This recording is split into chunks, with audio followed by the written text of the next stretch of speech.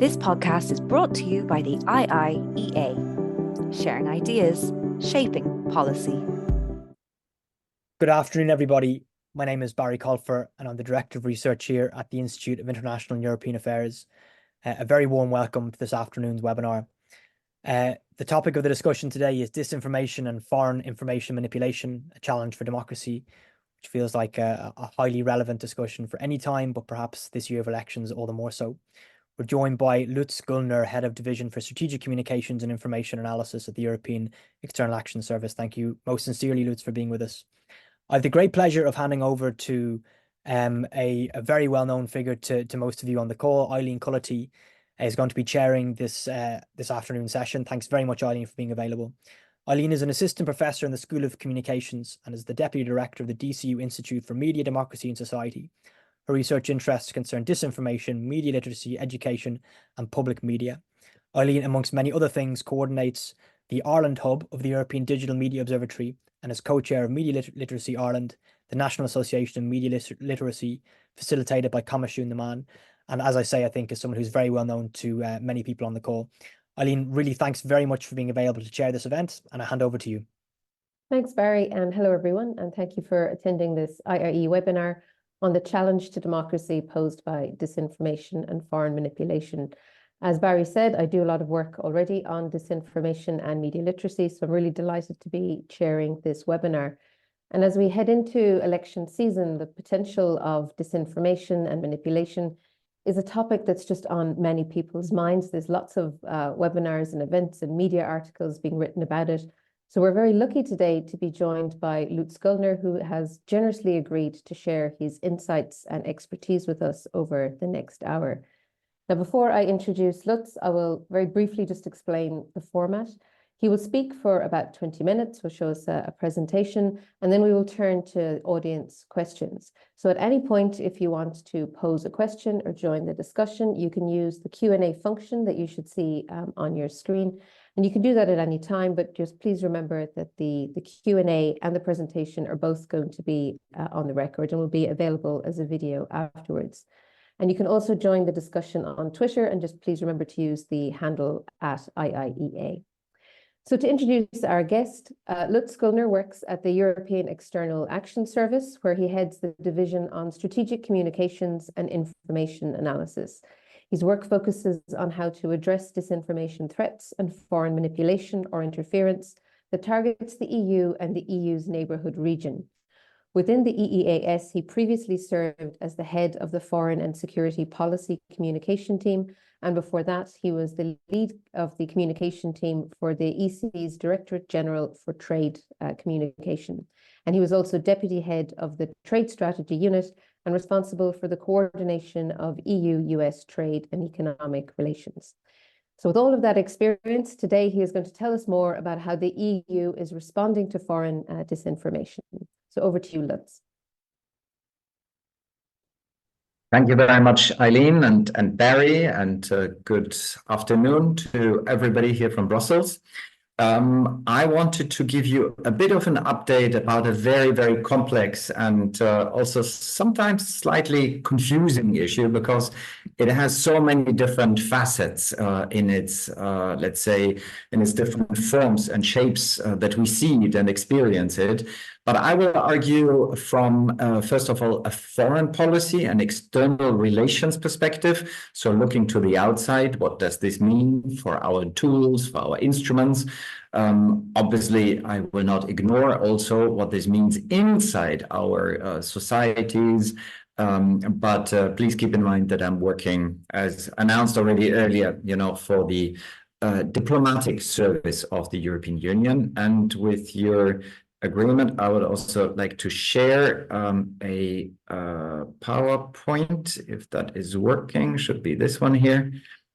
So what I would like to do is to show you a little bit the multifaceted issue of this disinformation issue that everybody is speaking about, and then focusing on a very specific point, which is at the moment, of course, highly discussed and highly relevant, and that is, what about disinformation that is actually influence, that is actually related also to an external actor? So where disinformation is not so much a communication challenge, a challenge for our society in terms of how do we organize our information environment, for example, but where it becomes a security and foreign policy issue as well. And I hope to be able also to give you very, very tangible examples of this. And maybe to start with just a few words about the organization and the team that I'm representing. So as I said before, I work for the External Action Service, the diplomatic arm of the European Union. And inside we have a dedicated team, which I have the honor to lead, that is looking exactly at the issue of information manipulation as a foreign policy threat or as a foreign policy tool of other players, let's call it like this. And how do we deal with this? We were actually created in 2016 as a direct reaction of Russia's disinformation activities, in particular in the eastern neighborhood. But our mandate evolved over years so that we're not only looking at what Russia, for example, is doing, but any state actor in particular, and also non-state actor, and have also expanded a little bit our look beyond just the East and Russia, as I said, but also what is happening, first and foremost, of course, inside also the European Union, but also in the Western Balkans, in our neighborhood region, in the Arab-speaking world, and lately also more and more in the Indo-Pacific region. I have a team of about 40 people at the moment with the team that we have, even if we are soon going to restructure a tiny little bit. But let me go into the subject matter. And I would like to show you, first of all, on this slide, how prevalent this issue is in the minds of decision makers. On the left side, you see that in particular, the World Economic Forum, which is obviously does not need to be introduced to anybody of you, put the issue of misinformation and disinformation as the most important challenge to tackle for companies, for its members, for states. Also, in a long run, if you look into 10 years' time, that this is still a top 10 issue to tackle. Of course, misinformation, disinformation has a lot of different forms and shapes. I will come back to this, but you see how up up in the agenda, how high in the agenda this issue is among decision makers, not only for altruistic reasons, but for very practical reasons. Below, you see another short survey from UNESCO, actually, where the issue of disinformation is particularly highlighted as a problem in the context of elections. So if disinformation, if the information environment, if you cannot trust your own elections anymore, that is, of course, a huge, huge issue. And you see here just a few of these figures. But let me speak about the terms, because we use disinformation, misinformation, fake news, very similarly, kind of for one huge phenomenon which has different strands. And I would offer maybe a not entirely scientific, but from a policy perspective, a distinction in 3 different strands. The first strand could be misinformation in the sense of information that is circulating, that may be false, that may be misleading, that may be even dangerous, but which has never been produced with the intention to mislead. So something that comes from sloppy reporting, for example, or from other forms of mistakes, in the information transmission, for example. The second strand would be maybe the core of disinformation, but disinformation as a domestic challenge. So as a domestic challenge in the political discourse, for example.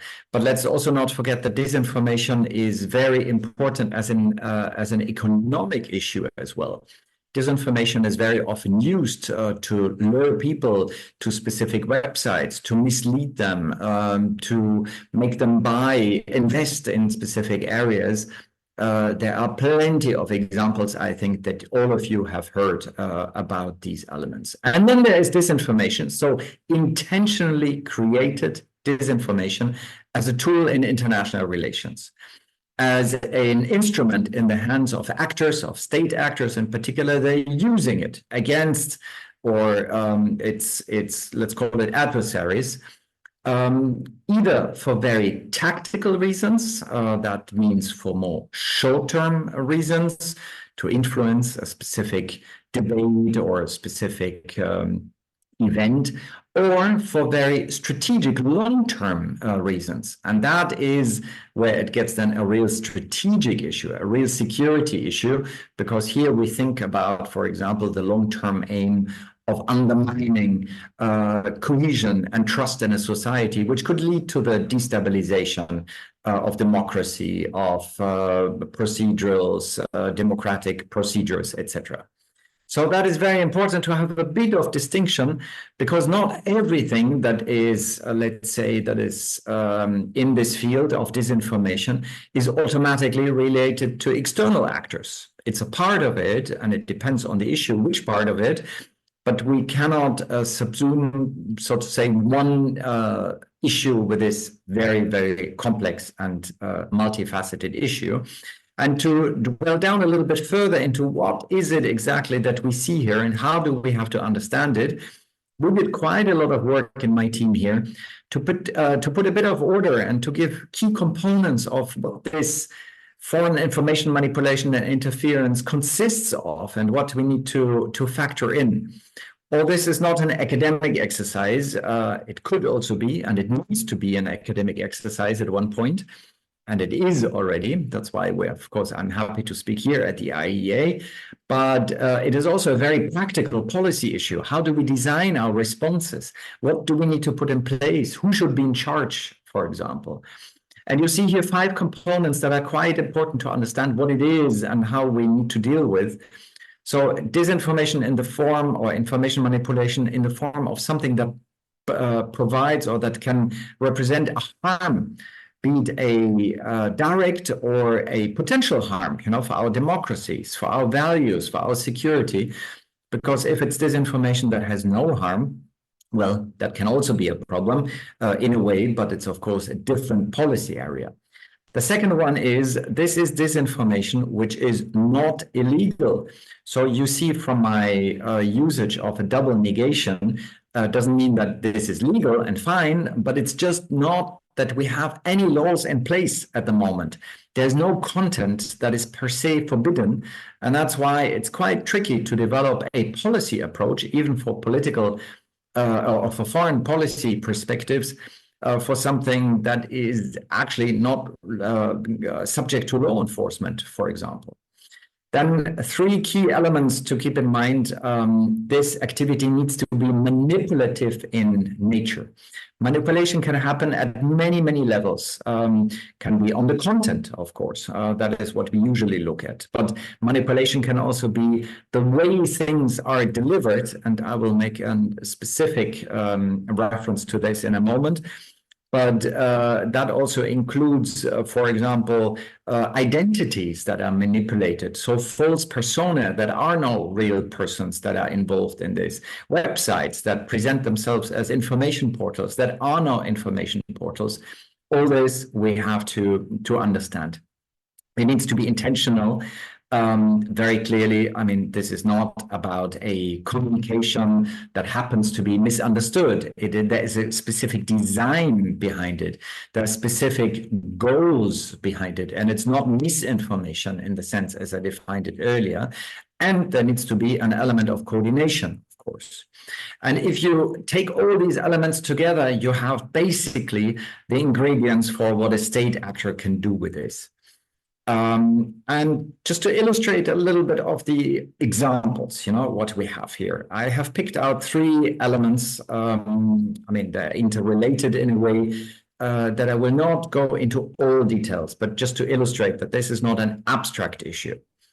On the left side, you see a number of websites with the name fake on it. That is a campaign, a Russian disinformation campaign, FIMI campaign, that was discovered already some time ago by an NGO, then investigated by some of our member states, in particular France, and also by us, and now increasingly by more and more EU member states, to look into kind of the exact let's say, way this is playing out.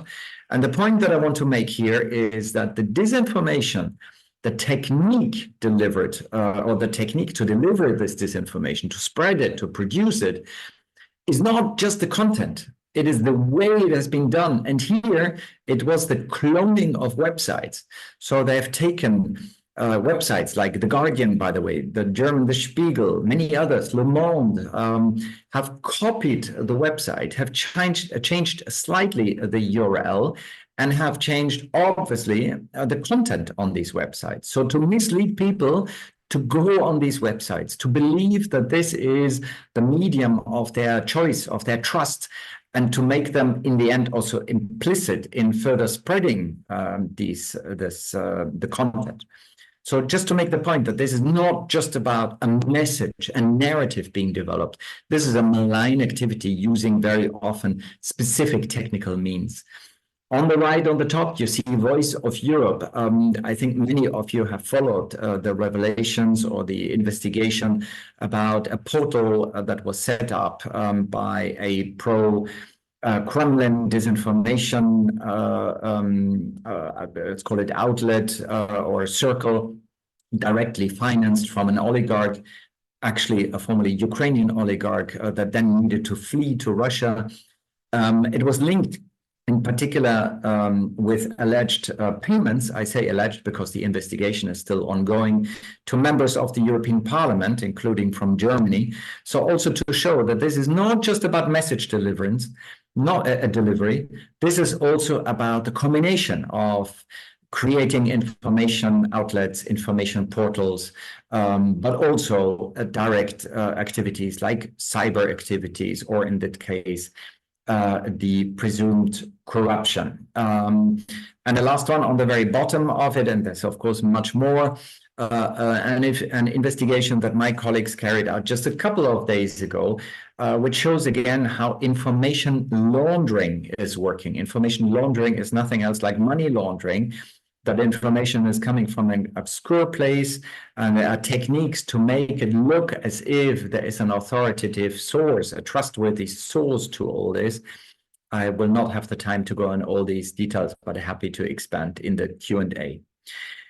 And that brings me to the main actor in the room, and that is Russia. And of course, its security apparatus. This slide, which is from my bureau, from already some time ago, has been updated over time. But the point that I want to make here is outlets that have been identified as not being real outlets, let's say, like media with an editorial policy, for example, or independent editorial policy, but outlets, tools, instruments, websites that have been created exactly for this purpose of information manipulation and disinformation. And many of these outlets, as shown on this slide, have direct links even to the Russian security apparatus.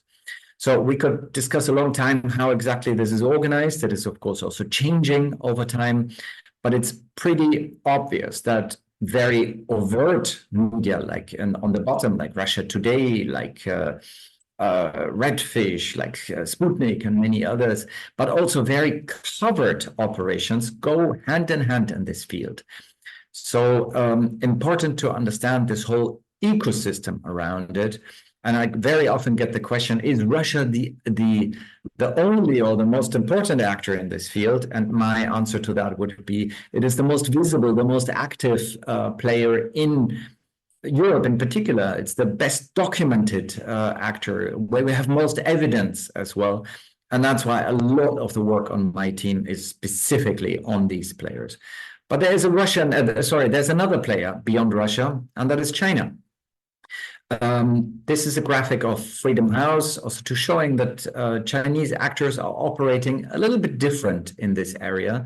We have documented some of them, of these new techniques, of these approaches, but we are quite looking into understanding exactly how this is working, what is happening, how much overlap there is between different players. And of course, there are other players also around, which we can discuss also a little bit later. So what do we do about this? We have developed a very clear framework around this and have invested a lot in understanding the methodology before implementing the policy, of course. And I think the key element that I want to underline here is not so much how exactly this works in terms of workflows, etc., but to be pretty clear that this foreign information manipulation and interference is not just the content. It's not just what is being said. It's not just the narrative. It is also the way it is delivered, the techniques, tactics, and procedures used, understanding what the actor actually wants, because without this understanding, we will not be able to react properly. And we have not only designed, but also, well, let me say, started, sounds as if we just started, but we are not only reacting, we are tackling this issue with an approach that, of course, also needs to be multifaceted for the very simple reason that we look at a quite complex issue. You don't need to read all this, and there are publications where you can find this, but important for me is here that in our way how to deal with this, we need 4 pillars. We need the yellow part. We need the situational awareness to exactly know what's going on. Who are the actors? How they are doing this? What are the techniques being used? Because without this, and then also without being able to show this and make people understand this, it will be very difficult to design policies, be it foreign policies or domestic policies on this. The second point, the red one, is the resilience around it. And excuse me, and that is, of course, key. We can address some of these issues directly with strategic communications, but sometimes we need also medium to long-term perspectives of strengthening our resilience, our way how to deal with this. And of course, that belongs to empowering civil societies, of working with fact-checking initiatives, with media literacy awareness, in creating connections, as we did, for example, with civil society or between also the EU member states, to further increase the understanding, awareness, and possibility also to protect ourselves against this. The third and blue part is regulation.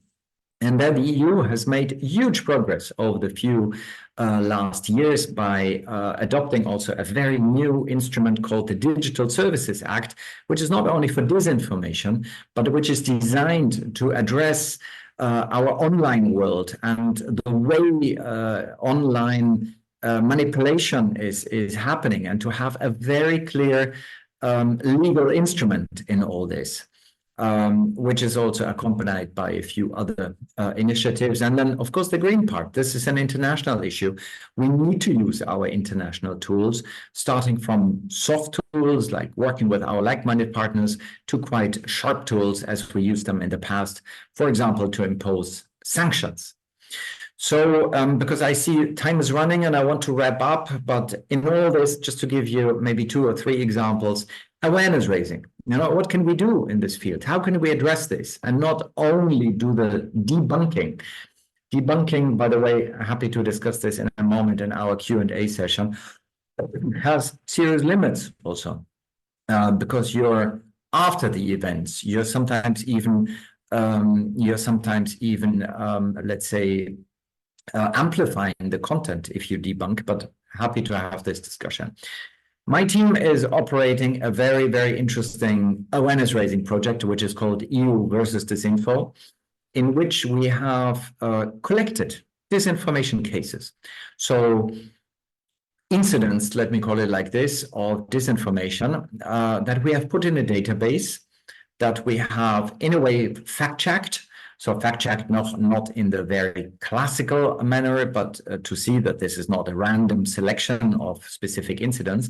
But what is much more interesting is over the years, we have collected more than, now it's nearly 17,000 cases. And these 17,000 cases show you how this is working, what the patterns are behind, how the actors are working. And of course, we use this for a lot of the outreach with civil society organizations, with academia, with journalists, etc. Not to tell them what is a good narrative and what is a bad narrative, but what are the tools that you need to understand. Sorry, what are the tactics that you need to understand to build also the tools that you need to put in place. We have put this is my boss, Josep Borrell, the High Representative for, and Vice President. And we have published a number of reports also in this field, but not academic reports in the sense of a general look at this, but quite practically. Our first report looked into this issue. How do we need to understand this new challenge? And the second report gives a very precise way of how to put this into practice ahead of elections in particular. And of course, our work with civil society organizations, as you see here, is crucially. And before I close, because this is my last slide, let me just say a few words about the forthcoming EU elections and our preparedness for this. As we have seen election interference in the past, we would say there is a risk that it's happening again. Be it in the European elections, be it in other elections. And that's why we need to be prepared. At the same time, we need to be 100% clear that we don't overestimate this threat. Because if we pass a message that these elections will be manipulated, people might come to the conclusion that you do not actually need to go voting because, who knows, it's anyway manipulated. And that is exactly what the attackers want. This is exactly this delegitimization, this devalorization of events, of democratic processes, etc. So for us, the crucial element is really to be prepared, to come with a risk management approach, to have a very clear kind of idea what we can do when something is happening. And I can assure you that this is happening in Brussels. We have closely kind of connected the different dots here between the European institutions with the member states in being able to detect issues early, also to react early when we need it. Because there are, of course, different phases also that we need to keep in mind in the run-up of the elections, just before the elections. Let's also not forget just after the elections is also an important time. So to have all these elements prepared and in place. And with these words, I think I would stop because I surpassed my 20 minutes, Aline, and hand back to you and stop sharing my slides. Thank you so much for your attention. This podcast is brought to you by the IIEA, sharing ideas, shaping policy.